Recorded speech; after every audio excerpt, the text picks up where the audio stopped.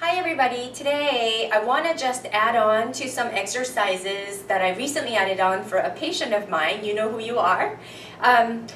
So a lot of people have low back pain. They don't understand that it's so important to stretch all the attachments, attachments meaning where the tendons attach to the bones in all the hip complex as well as the low back.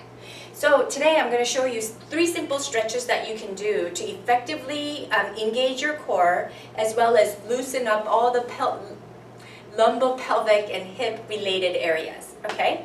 First one is the hamstring stretch. So any type of ledge you can find or a step you can use. You're going to stand on one leg, left leg, and then you're going to place the heel of the right foot onto that ledge or whatever you find.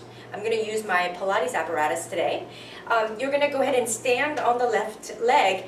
For many of you, this might be enough stretch. But for those of you who have a little bit more length in the hamstrings, you can hinge forward with the shoulders back. You can hinge forward like that. And you should be feeling a nice pull in the full length of the back of your leg, from heel all the way into your hips. You're going to hold it there for 15 seconds. Like literally count 1 alligator, 2 alligator, 15 seconds. Okay? It's important to note that you bring your toes up, right?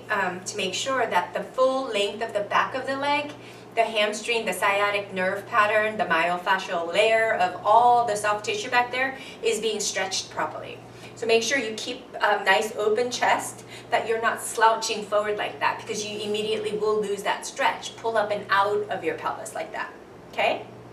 And then gently come back and step the right foot down and do the exact opposite. Left heel up, stand nice and tall, get nice broad shoulders, open up your clavicle or your collarbone, and then hinge forward from your hips. Oftentimes, don't be surprised if it feels very differently from left to right, because a lot of us are crooked, and so we're not 100% even in both legs. So one side tends to be a lot more tight. For me, it's this left side. So hinging forward and keeping honest with proper posture up here. Open shoulders and come forward. And don't feel bad if you can't lean forward, because sometimes this might be enough. Okay? So if you're able to have, and as you improve your flexibility, you can lean forward this way. Again, 15 slow seconds, and then come back and repeat 3 times on each leg. So this next exercise is for the quadriceps and your hip flexor.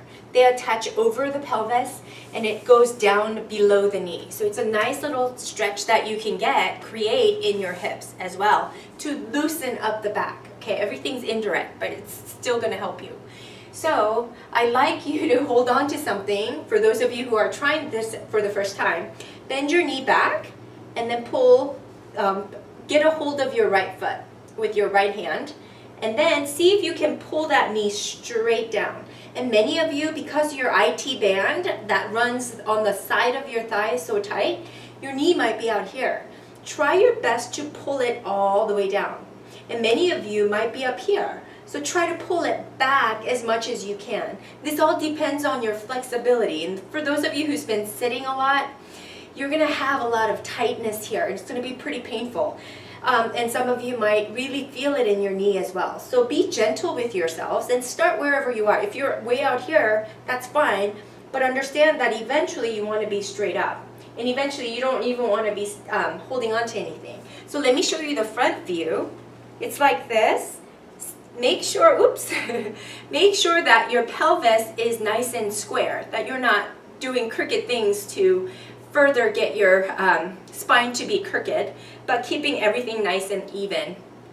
And if it's okay if you're out here, just make sure your intention is to go down. And as you improve in your flexibility, you'll feel better. If you improperly pull on that stretch, it might really cause a lot of dysfunction or pain in your knee. So be careful not to do that. Because again, a lot of us have tightness in the IT bands, and so be gentle with yourself. So doing the other thing on this side or the other side, grabbing a hold of your left foot this time and pulling it back. It looks like this in the front. squaring your hips, and it looks like this on the side. And don't feel bad if you have to hold on to something, because it's really hard to stand on one foot sometimes.